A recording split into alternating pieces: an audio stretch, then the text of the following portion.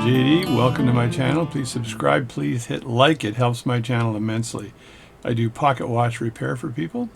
I'm around 1 week from cottage closing, which means every weekend I can be fixing watches. This has not been the case for the past 6 months. I've tried to jam it in there where I could, but it has not been the case for 6 months.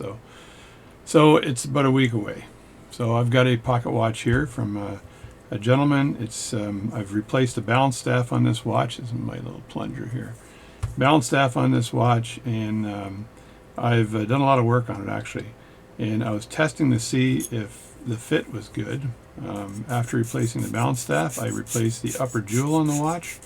It's a little bit tight right now, so what my plan was to shim the watch. My last video, I showed this shim here. Let me pull this out. This shim here in the watch, and this is using watch paper to build a shim up. So I'm going to shim this watch. Not shimling the magician. Shim this watch. If you don't shim the watch, what you have to end up having to do is a lot of work on the balance staffs, the pivots. So there's a chance of breaking a pivot if you take this out and start working the pivots. This is not my watch. I don't want to break anything on this watch. If this was my watch, I'd likely put it in a Jacot tool and trim that pivot down to the right size.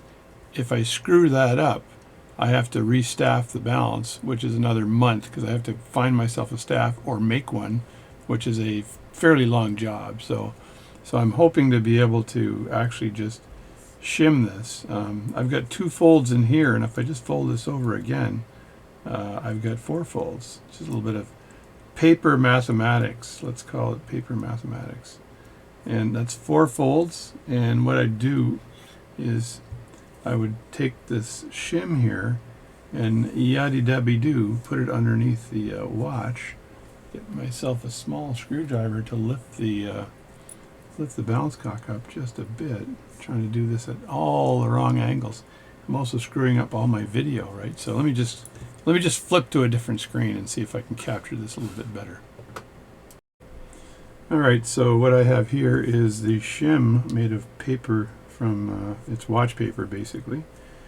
And the idea is, for the shim, is that you install the shim and it lifts the balance cock up just ever so slightly to allow this to fit properly, right? So I've got to take the screw back a bit to allow the shim to come under. So the shim is an alternative to trimming the pivot on the balance using a Jacot or some other method. Typically it's a Jacot tool. And the idea again behind the shim is that you're able to raise the balance up ever so slightly so that it will work and it will allow the balance to move freely here. So I've shimmed it on one side. I'm not sure if that shimming on one side will suffice. So add a little bit of pressure on that shim, and let's see if the balance actually can spin here. So it is spinning. I'm not sure if it's spinning freely enough to yeah, I don't think that's spinning freely enough to once I get the hairspring on there, I don't think that'll move nicely. So let me look at that to see what that shimming actually did. It raised it up probably on one side but not the other. That's not a good thing. So let me look at this again. So what I'm going to do now, just going to go for a second. Alright, now I'm going to look at this shim a little closer and see how it actually fits in here, because you don't want the balance to be rocking on one side. So I'm just going to take off the balance and just take the screw off here and see what my issue is. I've got to get my very famous stick,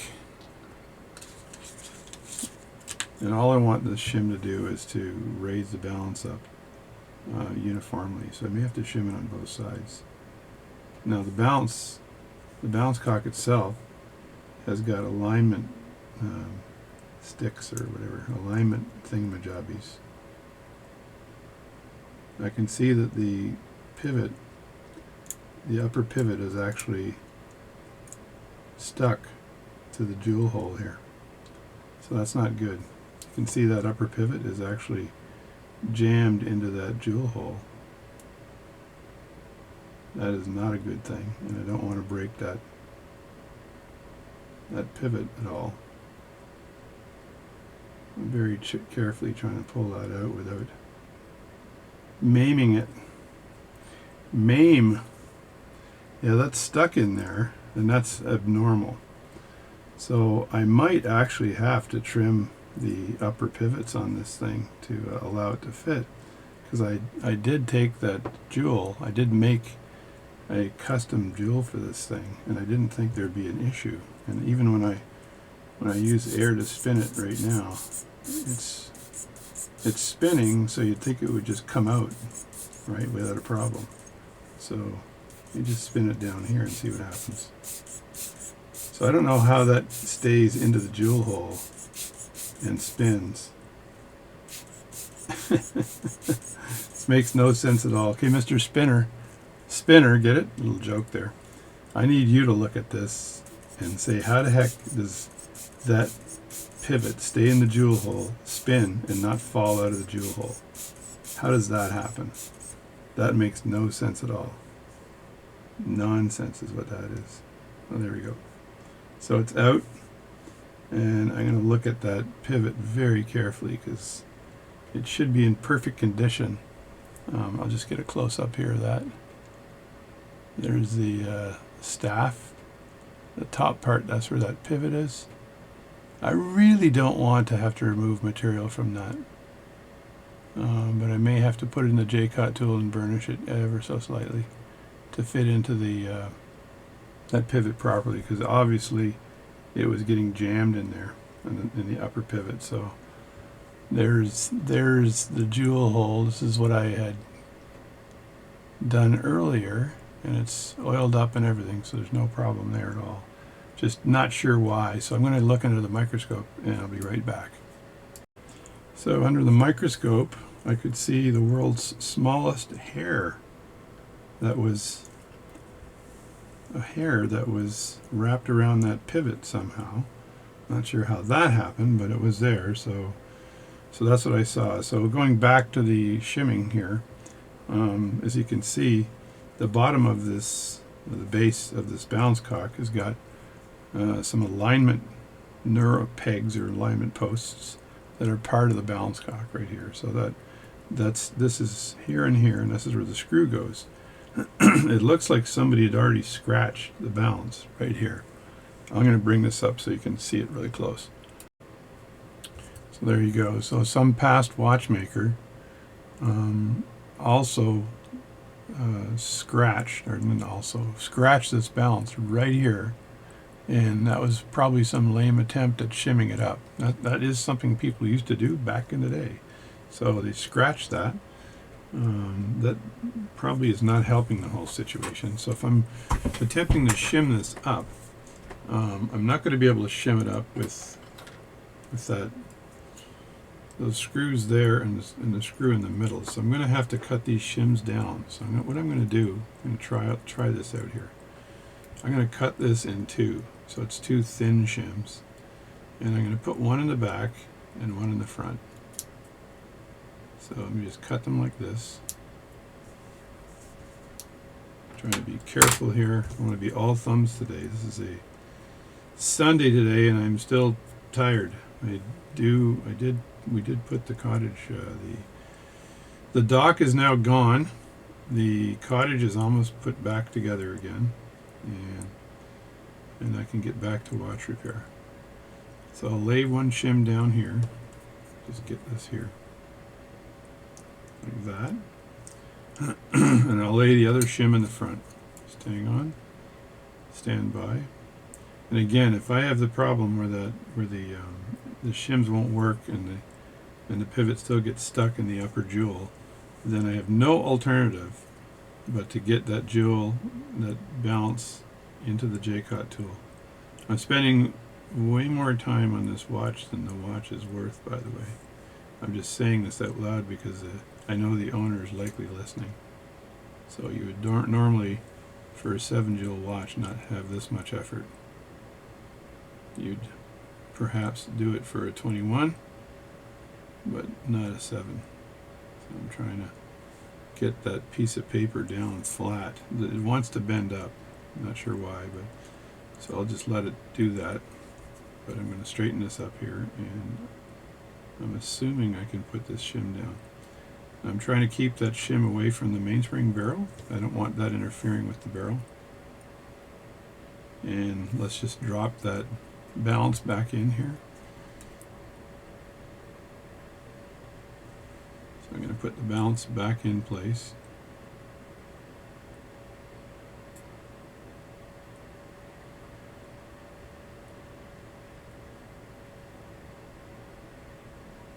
Just kind of where it belongs right there.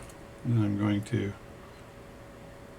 put this very carefully straight down. See if I can do this.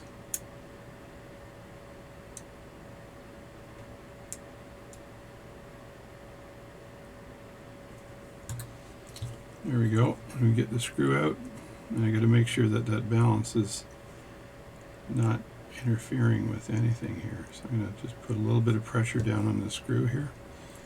And I'm doing this while I'm holding this with my Swiss Bergeron stick, which is a 70-10. I should be able to remember that. But anyway, it's a 70-10 stick. I'm putting this slightest bit of pressure here on top of the balance cock so it doesn't move around at all. And then I'm tightening the screw while I'm doing that. So there we go. So now I'm going to blow some air on that and see what happens. Now that is what you want right there. Look at that. That is a thing of beauty. Now what I want to make sure though is that I don't have too much end shake. So I'm going to tighten this up a little bit more even to see if it snugs down. Because if it breaks, then I may have to put, see it did a break there, which means I may have to shim this again with more paper. Move a little bit of pressure off of that. Yeah, I think I'm going to have to shim this just a bit more, because you saw as I screwed this down tight, it went and did a break. So that means the thing is that the balance is basically jammed in there between the jewels, and it won't work that way. So I can't have it operate like that. So what I would do, now I'm not sure if this balance is stuck in the thing again. That would be hilarious if that's the case, because I've never ever had that happen with a balance where it actually, the pivot actually sticks in the upper jewel. If you're watching this video today, I'd like to know if anyone else out there has ever had that problem with the balance when you're putting it back in, where the balance actually sticks in the upper jewel. If that's the case, then I think, yeah, it is. There we go. See that? It's stuck again in the upper jewel. So I think that the answer to this, I don't think I can trim that jewel. It would take me another 3 hours to get another setting that would fit in there properly. I wanted this setting to be absolutely perfect, and I thought it was. But if when it was riding in the jewel and going up just a bit, it jams in that jewel. So I may have to take this and with the Jacot very carefully take some material off of that. So it's just barely stuck in there, but stuck enough that I can't even shim it. So it's time to get out the Jacot tool and do some Jacoting. So this, folks, is a Jacot tool all the way from France. It is a beautiful tool. I've got two of these tools. This one here, I've got a very nice bow on the top, but I'll just show you the Jacot first. So here it is. So these are, up here are lanterns. So when you're trying to trim the pivot down a bit, there's a lantern on the end. Let's see if I can get this off and put it on. So this is a lantern on the Jacot tool, and we just do this. And there are the different hole sizes, and you would mount the balance on here, right? And then you're spinning the Jacot tool like this with the bow, and it's spinning the balance, and the balance is fixed on the end here, and you're able to trim with use the lantern, you're able to trim stuff off the ends. Let me pick this up for a second. All right, at the risk of screwing up, I'm going to do this anyway. But so what you do is you take a piece of watch paper and you put it in your vise like that. And usually it's a big piece of square watch paper, not like this one here. So you put that in your vise, and the main reason for that, I think, is so that it can catch parts if they go off, right? So I'll loosen this vise up a bit, and because I'm just showing you the setup. I did another video a while back that's got like 19,000 hits on it, and it's all about how to use a Jacot tool. So that's a very good video. This is just priming it, I think, a bit. So I'll have to move my camera. I'm going to do it manually as I'm chatting with you here. So there you go. So this is a Jacot. So this, the first thing you want to do is set your balance up. Now I have a very small balance here, this one here. So that's a scrap balance that I have. So that's not anything I really care about. And you want to set this up in the Jacot tool. So the pivot is leaning here on this. So you got to determine what size of a pivot is that. So that's probably, it might be a 9 or an 8 or something like that, right? So I have it set on 9 right now. So I would loosen this up, pull this out, right? And I'd rotate it 1 so that it's on 8, like that. And that's 0.08 millimeters. So, and this is a little guide down here that fits into the slots back here. And there it is there. So that's in there nicely, right?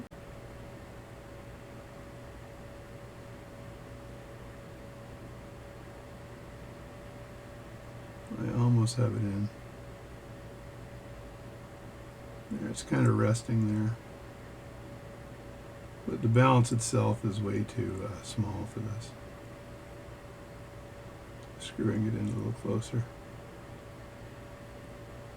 So now what I do is there's a little teeth like fork. You can see those things. They would rest on the inside of this balance.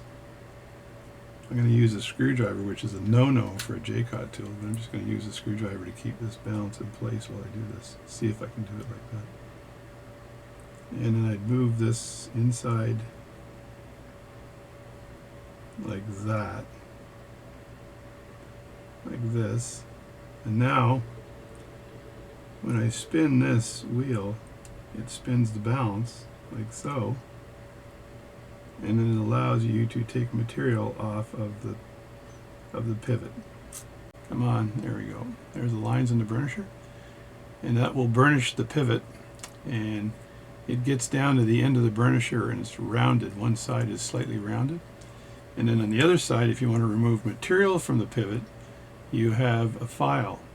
And if you can see right on the edge here, that's the rounded part as well that will fit into the cone of the pivot, or of the balance staff.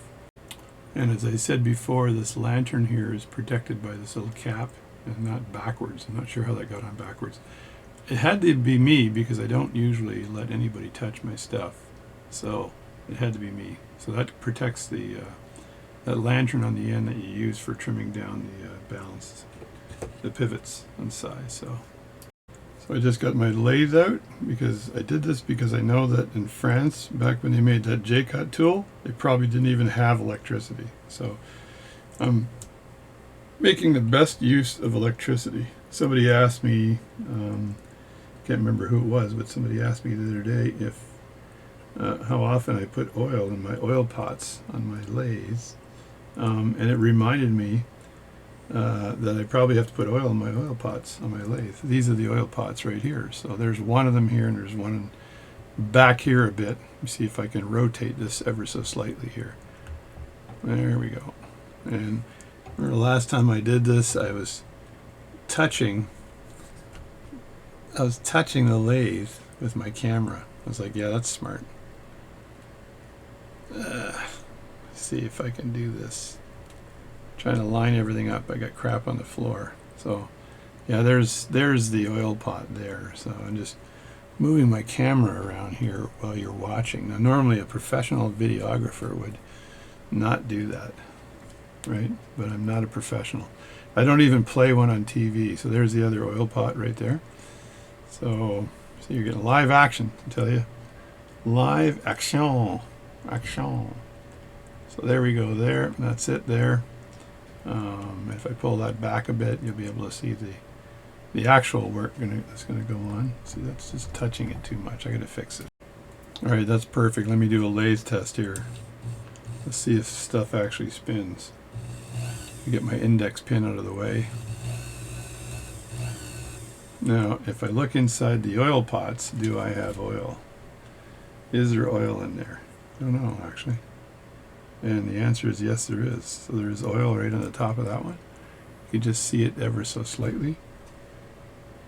Let me just get my oil out and see if I need to put any more in there. Yeah, probably a little bit more. Never hurts to have this thing filled up nicely. That way your cone bearing isn't at risk of running out of oil. That would not be a good thing. So I like these little oil pots, so they're nice.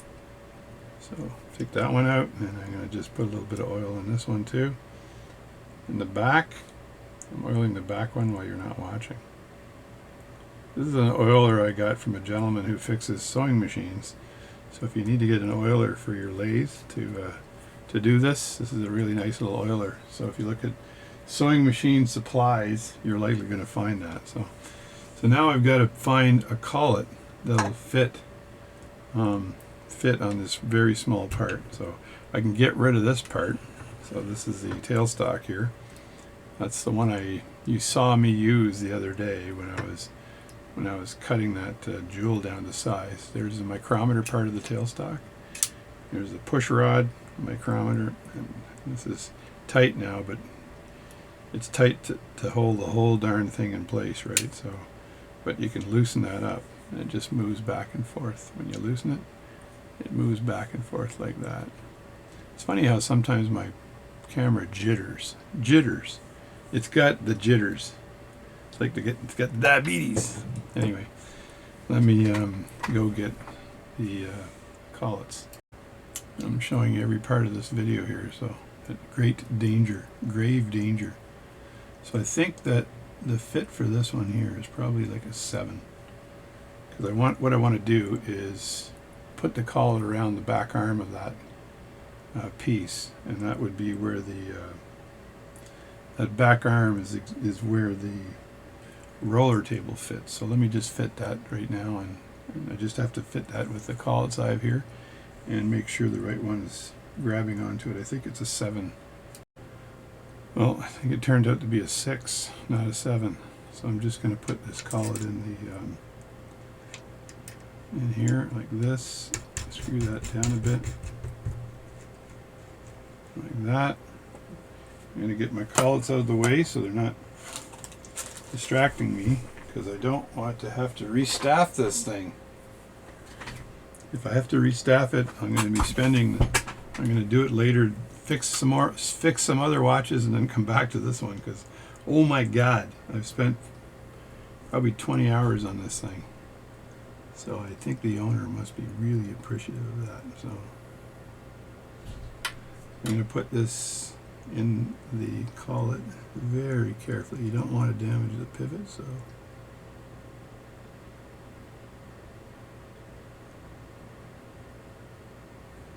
there, that's in there now. Now what I don't know is if that will spin.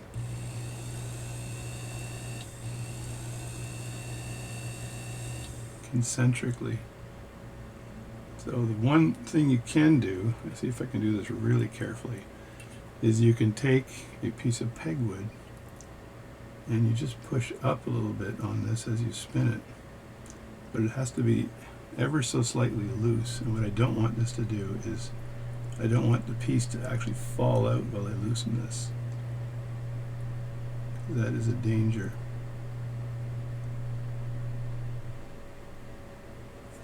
So there, I just tightened it ever so slightly here, and I'm going to see if I can.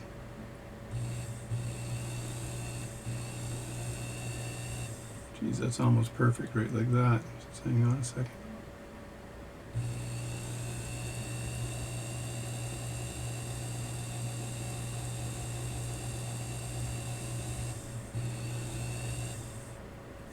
tighten that up.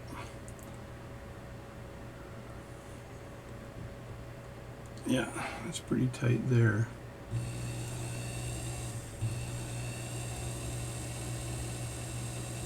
Yeah, so right now I'm looking at the pivot itself. I know the balance is just a bit wobbly right at this point right here. I can see the balance is off a bit, which I may have to bend that, and I would do that with my hands. And that would be after I deal with this pivot. So to deal with the pivot, since I'm in here now already, so I've got this burnishing tool here, and I would have to get this burnishing tool in nice and close like this to take material off that pivot. So I'm really brave, but I don't think I should do this tonight. I really don't think I need to do this tonight. I think I'll do it tomorrow, because I want to make sure that I don't screw this up.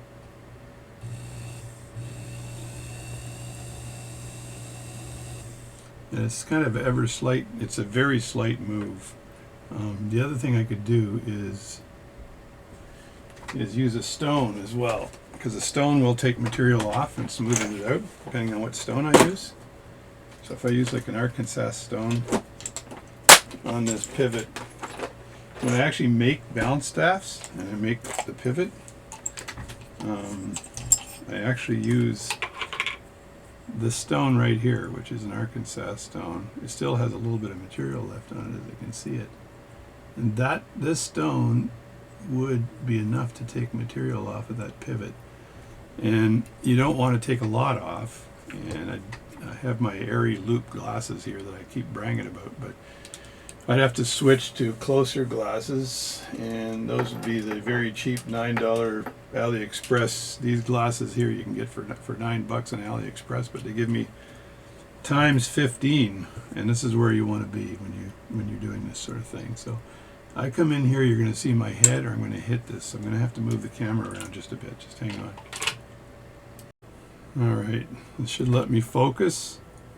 Had some crap in the background there I just covered because I don't want to be distracted by anything. So I can take this, and I think I can put, I'm not sure if I need to put a little oil on it or not. Let me just see what I can do here.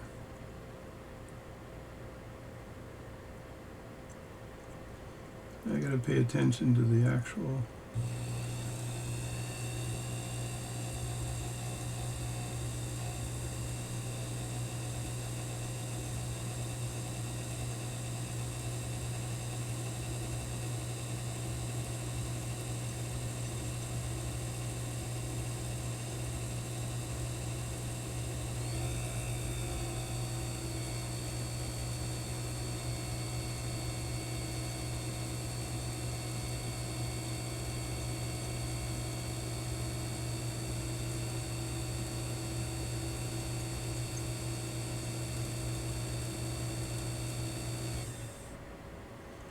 I'm also going to trim this pivot down just a tiny bit, so maybe I won't have to shim. It's the right, I believe it's the right height on the other side, so if I trim that down just a tad.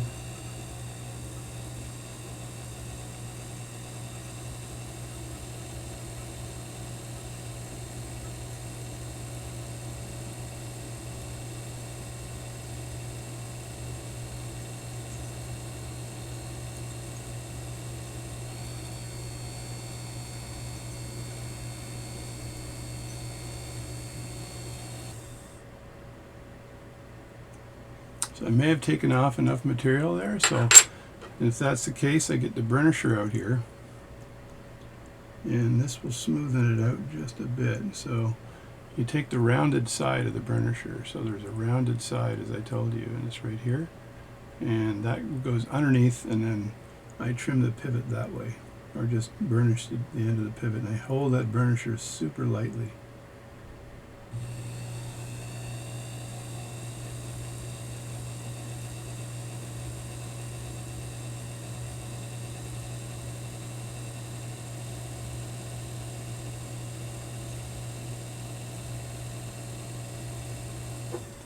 And I'm also trying trying to avoid touching the, see if I can take some material off here.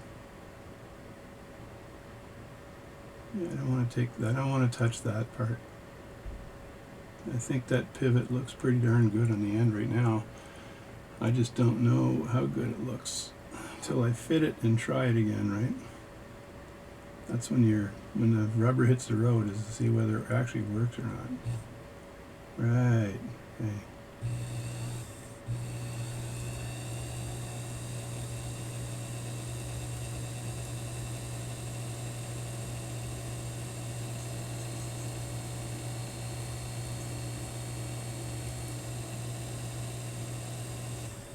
Man, this is very delicate work.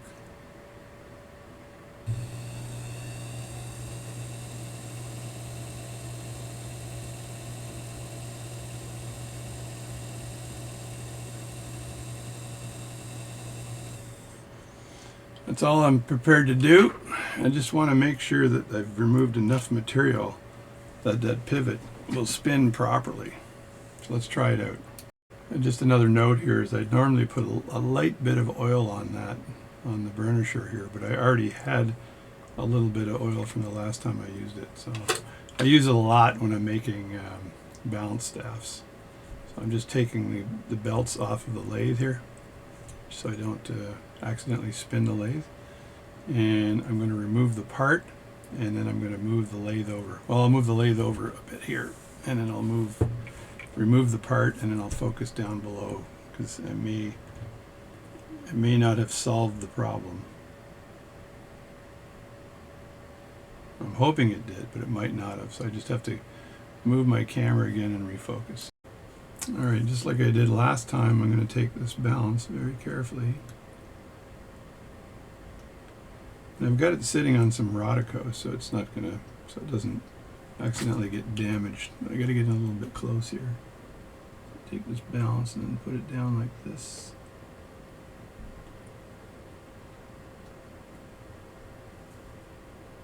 I believe that's in the lower jewel right now. And then I trimmed the material off the upper balance pivot, but I just don't know whether it was enough. And I got to very carefully lower this. So I got the shims still in there, assuming that I might still need them. And I'm going to lower this straight down.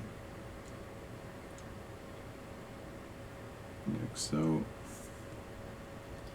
Alright, and then I get the screw here, the infamous screw. And it may be too loose. I may have to, because I took some material off there as well, right? So let me, wow.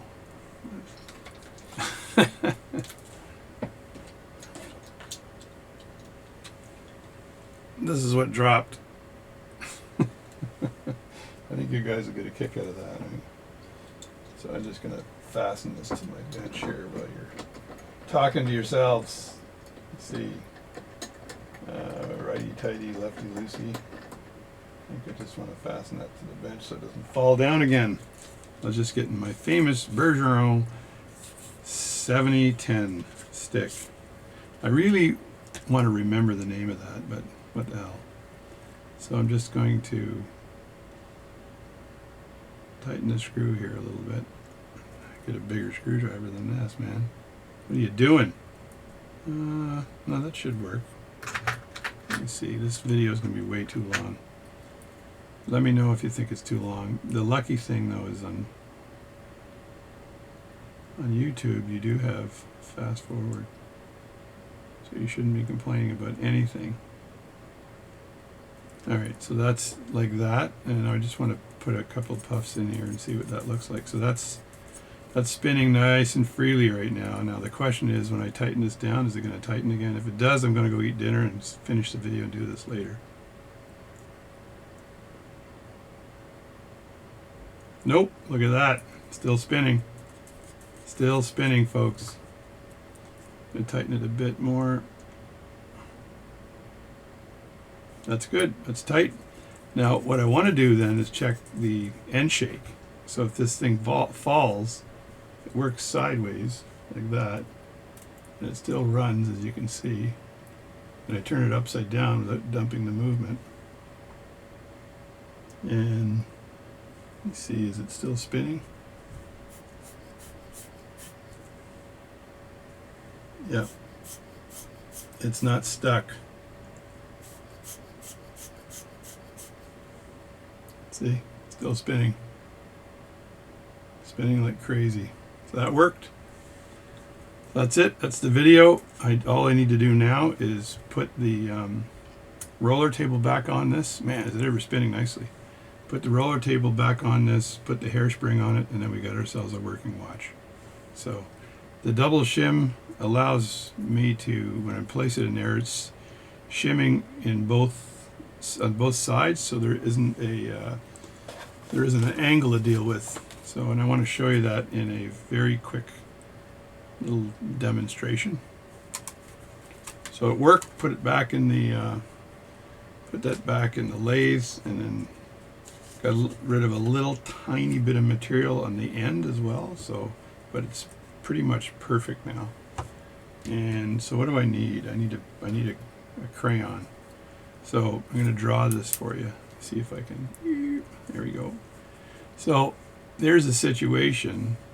There's the balance. I'm going to draw it your direction. So you get the balance cock is like this. I'm just going to make it one giant. The jewel that I put in there. See, the jewel. This balance cock goes like that. And draw it back to here. Now I put the two shims in here and here. So if you're looking downward, and the screw, this is the screw, goes into the watch here and down into the plate. So the plate is kind of like this. Sorry, the plate is like this. And I'm really exaggerating these shims, like the actual distance of these shims. So this is, there's shim 1 and shim 2 right there. So I put the shims in. So that works. Now if you put the shims in wrong, and you don't have this shim, and you just shim the front, which I've seen, this here is, this is the balance, this is the pivot going into the jewel, let's say. There's the pivot going into the jewel. I'll just make a nice little fancy balance staff there. And then the balance staff is way down here somewhere. This is a 90-degree angle right there. So that is absolutely a 90-degree angle. So if I take out one of these, this pivots this way a bit, closing the gap. This goes up a bit, and this angle is no longer 90 degrees. It's not a, can I draw an upside down 9? Is that a 9? Oh shit, that's the wrong way. 9. See, let me see, do a normal 9. Anyway, 90. I think I did them both exactly the same, didn't I? There, 90. Anyway, so this ends up becoming less than 90 degrees because I'll exaggerate again, but this would be at an angle like that with the balance like this. I'm really exaggerating here, but this is what happens. So by putting shims on both sides here, I was able to, raise or lower this perfectly, so it's perfectly flat, and I got a 90-degree angle.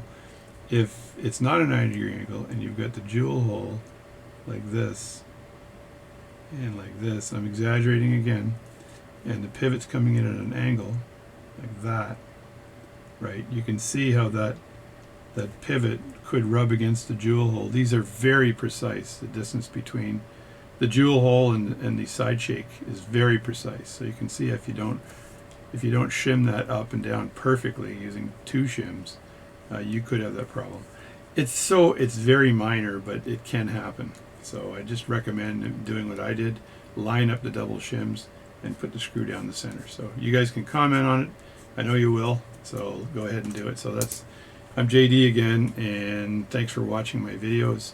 This is what you call success right there. So all I just have to do is put the parts back on, and we're good to go. Of course, I got to take this apart again, but whatever. Thanks for watching my videos, and I'll see you next time.